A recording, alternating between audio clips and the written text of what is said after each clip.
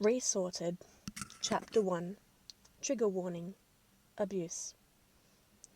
Harry lay in his cupboard thinking about all that had happened that day. He woke up to Aunt Petunia yelling at him to make breakfast and not burn anything. As usual, Harry did as he was told.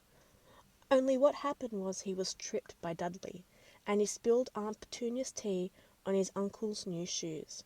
New and very expensive shoes. Uncle Vernon shouted and decided that Harry would spend the rest of the day in his cupboard and not let out for anything, not even to use the toilet. So he had to lay on the dog bed. That was his only option, and reflect on why Dumbledore couldn't help him. Over the holidays at Hogwarts, Harry had read that blood wards only work if there was love in the house, or that the person saw the house as their home. The Dursleys never felt like home to Harry. Surely Dumbledore had someone to watch and make sure that the Dursleys weren't about to kill Harry. Right? Right. Since the incident with the basilisk, Harry had started to doubt if Dumbledore really cared about the well-being of his golden boy. The old man hardly listened when Harry explained that he hadn't wanted to kill the majestic snake. The man hadn't listened when Harry explained that his godfather, Sirius Black, was innocent in his parents' death. Only Dumbledore didn't listen. Harry wondered if he ever had. It was really too hot out for the boy to be stuck in a not well-ventilated cupboard.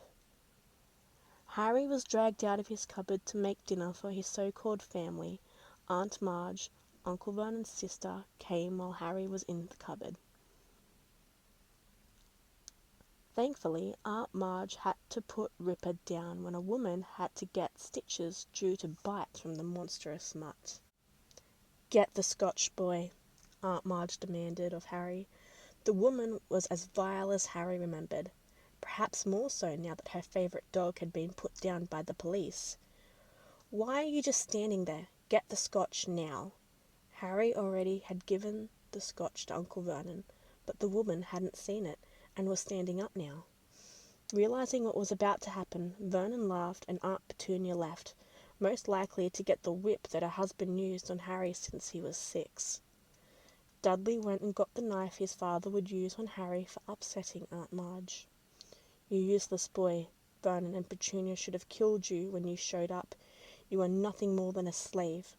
Petunia handed Marge the whip, and with each insult the whip tore into Harry's skin, leaving more marks on his already scarred body. The knife came next, and more words were added. Faggot, useless, whore, and slut were added to freak and slave, and many more that Harry couldn't see. He would have to use a more powerful glamour this year. After Harry was thrown into his cupboard for the night, he could hear Aunt Marge laughing like she hadn't nearly killed a 14-year-old wizard. Harry felt pain race through his body, worse than before.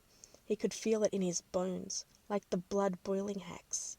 No, this was more like the Cruciatus curse.